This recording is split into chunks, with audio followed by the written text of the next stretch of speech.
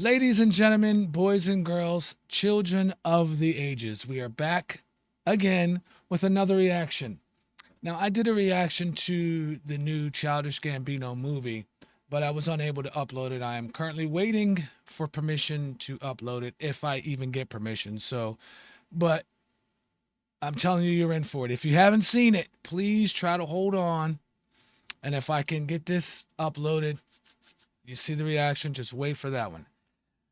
In other news, we have a new one for you. Now, I'm taking this as a fan-made trailer. I only have 10% of thought of this being real. Chris Hemsworth, no. You know what? It's 100% fake. It's 100% fan-made. Chris Hemsworth, I heard some stories about it. But anyway, we're not even going to get into that. We're here for this reaction. We're here for this trailer for the first time. If you're seeing this for the first time, that's great. We're doing this together. If you haven't, don't spoil it for everyone. Please don't spoil it for everyone. We got lanterns. Now, we all know about the Green Lantern movie. We're not going to get in that. Fresh start. Let's see what it is. So, this is the chosen human. The ring turns thought into reality. Its limits are only what you can imagine. James Gunn is stirring up excitement for the DCU's Green Lantern with some intriguing social media posts. Plus, it looks like Tom Cruise landing the perfect role in the Lantern series is more likely than ever. I thought this was just a trailer.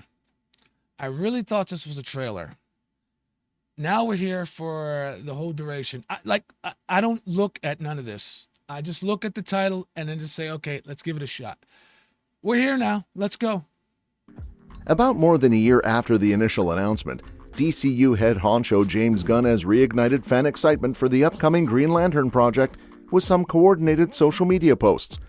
Not much has been shared about the Max series lanterns since Gunn's January 2023 reveal, but his latest teaser comes while Superman is already in production, hinting that more news could be on the way soon. The first DCU movie will feature... I did do a reaction to a Superman movie, but it wasn't the one that they're talking about. At least I don't think so. But the one I did was fan-made. But we're going to see what happens. If there is a new Superman, I'll have to find that and actually do a reaction for the official one, I guess. Feature a Green Lantern, with Nathan Fillion's Guy Gardner joining Superman's ensemble cast. This aligns with Gunn's vision of a DCU that's already bustling with established superheroes. The initial Lanterns announcement described it as a mystery show starring the two most popular Green Lanterns. We call it Lanterns, and it is starring two of our favorite Green Lanterns, Hal Jordan and Jon Stewart. It's going to be with HBO Max, as all of our series are that we're going to talk about today. It is more of a true detective type mystery with our... It looks like a... Hold on. Let's go back a second. It looks like a Batman Flash. It might be a Batman Flash. I don't know. I don't know what this comic is or what it comes from.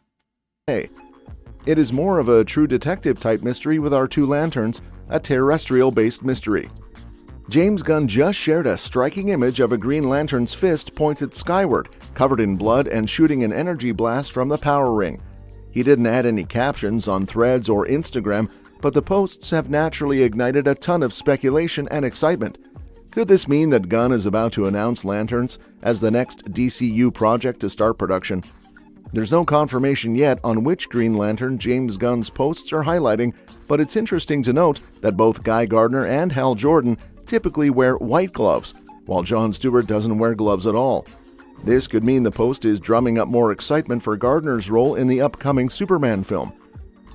Check this out. I hope it's going to be good. I'm going to show you how I afforded this car. I really do. Okay, you ready? All right. Now, you're getting all of this, people. You're getting everything. You're getting everything. This is not scripted at all. I thought this was just a regular trailer, and it's not. So, we're here for the duration. Let's do it. Sarah Sampaio, who plays Eve Teschmacher, even hinted at a spoiler in her Instagram response. However, the bloody image of a lantern's glove might not align with Gardner's expected minor role in the Superman movie. Yet it does match Gardner's character as a tougher, more rugged Green Lantern compared to his colleagues. Gardner is known for being a bit of a brawler, so seeing him with a bloody glove wouldn't be surprising. While it's still unclear which Green Lantern James Gunn is teasing, Hal Jordan might be the stronger guess. Gunn has hinted that the show's central mystery will tie into the rest of Chapter 1, Gods and Monsters, of the DCU, and positioning the Lanterns as the first line of defense against a major threat fits their role as universal protectors. The artwork Gunn shared was created by Dave Johnson for War of the Green Lanterns Aftermath.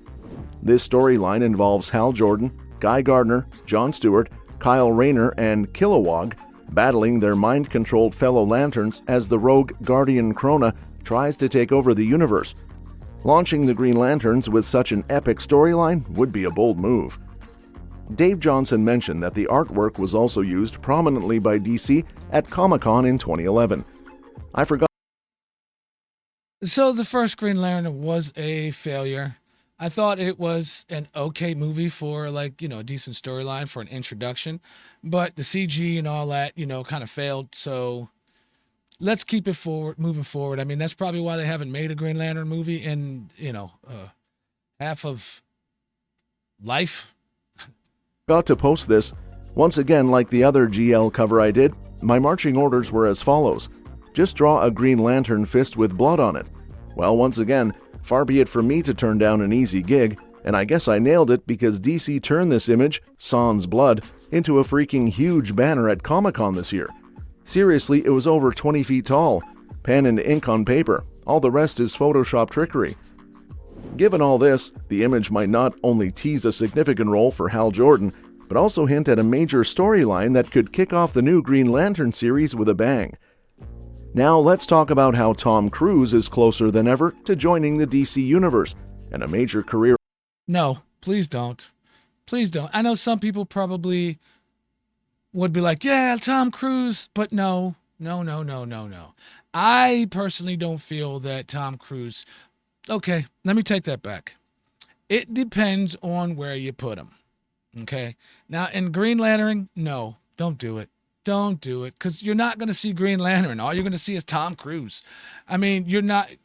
Me, personally, I'm not going to see Green Lantern. I'm just going to see Tom Cruise in a Green Lantern suit. So I'm not going to feel that it's Green Lantern. Your update sheds light on why this is happening now.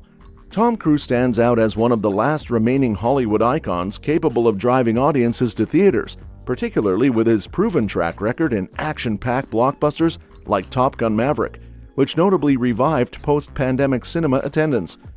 Amidst a shifting landscape where traditional movie star power wanes, Cruise's enduring appeal and skill set make him a prime candidate for entering the DC universe.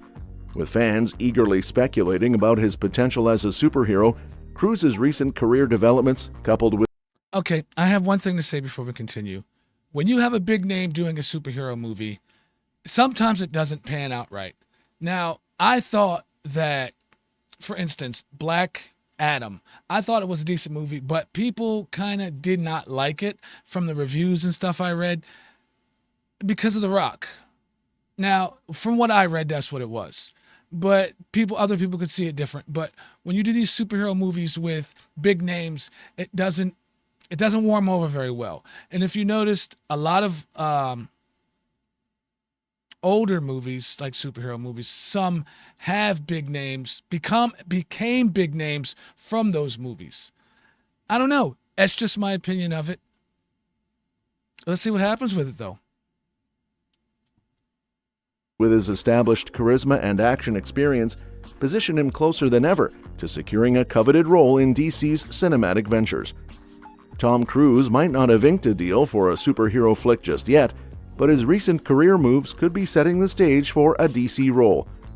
Cruise is now locked in with Warner Bros. Discovery, the parent company of DC. In January, news broke that he had signed a sweeping deal with Warner, giving him the green light to star in, develop, and produce a mix of fresh projects and beloved franchises, as per the official press release. Now, the mention of franchise projects in particular raises some eyebrows. And you know what one of Warner's biggest franchises is? Yup, DC. With big shots like James Gunn and Peter Safran charting out their grand 10-year plan for the new DC universe, Cruise's deal could easily involve getting his hands dirty with some DC flicks.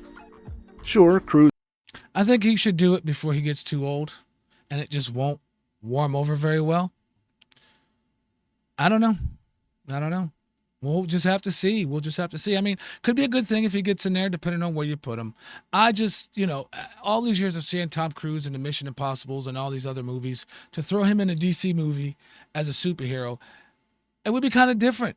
I mean, it would be different. It could be good, could be bad. I'm not tossing it nor accepting it. hasn't graced a DC film yet, but he's already got a foot in the door. Just last year, he was one of the lucky few from Hollywood's inner circle who got a sneak peek of DC's The Flash. Not only did he dig the movie, but he even shot a message over to director Andy Muschietti to express his hype, signaling a keen interest in DC's future. Tom Cruise is arguably the best actor to play Hal Jordan in the DCU. His iconic role in the Top Gun franchise has made him a fan favorite for the Green Lantern over the years. At Full Sail, we take a I unique don't approach think, to teaching the I art really of don't filmmaking. think that, While Ryan Reynolds portrayed Hal Jordan in the 2011 Green Lantern film, Ryan Reynolds is a good actor. Now, the way that they did the other Green Lantern was not his fault. Okay, and it just made him and the DC look bad. But he went on to do Deadpool, which is very successful. which didn't quite hit the mark. The character was absent from the DCEU. However, Hal Jordan has been confirmed as a canon character in the new DCU, with an upcoming project already announced and recently updated. Hal Jordan will be one of the two main Green Lanterns, alongside Jon Stewart, in the DCU's Lantern series. This show, described as being in the vein of True Detective, will center on a major mystery with significant Okay, so this is not a movie, this is a series? Could be different. implications for the entire DCU. The project has received a significant update, with Damon Lindelof, co-creator of Lost, Chris Mundy, showrunner of Ozark, and Tom King, DC Comics writer, leading the creative team. Cruise's extensive experience with darker, complex stories makes him a great fit for such a series. Cruise's role in the Top Gun franchise further showcases why he'd be perfect for Hal Jordan. Similar to the Green Lantern, Cruise's character Pete Maverick Mitchell is a charismatic fighter jet pilot who thrives on danger. Top Gun Maverick revealed a new dimension to Maverick as he mentored a new generation of pilots, which parallels Hal Jordan's role as the original Green Lantern Corps member from Earth. Cruise could seamlessly transition into a mentor role for young Green Lanterns in the DCU, adding depth to the character and series. Hal Jordan might eventually become a big shot in the DC universe, but he's not the first Green Lantern in the limelight. We're still waiting on the deets about when Lanterns will drop and start filming. Before we see Hal Jordan and Jon Stewart on TV, Guy Gardner, Earth's third Green Lantern, is stepping onto the silver screen next year. Nathan Fillion is suiting up as Guy Gardner in 2025's Superman, and James Gunn confirmed he'll be rocking that signature red hair and bowl cut. Now, Fillion is a bit older than you might expect for Guy Gardner, hitting 53, while Superman actor David Corenswet is just 30. But that age difference could work since Hal Jordan is usually a bit older in the comics. Enter Tom Cruise, who at 61 fits the bill perfectly for Hal Jordan. Picture Cruise's Hal as a mentor to Earth's Green Lanterns, maybe even to rumored characters like Kyle Rayner and Jessica Cruz. Cruise has been on fans' radar for superhero roles, and he's totally down for it. He's all about bringing his Whatever they do with this movie, I hope, or it's a show, a movie, whatever they're doing with it, I hope they can do better than the first one, because the first one just didn't work out and it didn't pan. But, I think they're in a better place right now. DC EU is in a better place right now. And, James Gunn does good work. There's a lot of directors out there that do good work. He's one of them. Michael Bay, depending on what movie you put him in, it's got to be explosions. That's the theory. But anyway, I hope they do good. A game and entertaining folks, so if he can make it work, he's in. Plus, with Cruise's new deal with Warner Brothers and his openness to superhero gigs, the odds of him landing the role of Hal Jordan are looking pretty good. We'll have to wait and see if Lanterns goes for older actors for Hal and Jon Stewart. But if they do, it's hard to think of anyone better suited for Green Lantern than Tom Cruise. Well, that's it for today. Don't forget to hit the like button and subscribe. Yeah, that's it for today. Don't forget to hit the like button and subscribe. Until next time, ladies and gentlemen, boys and girls, children of the ages. Ciao.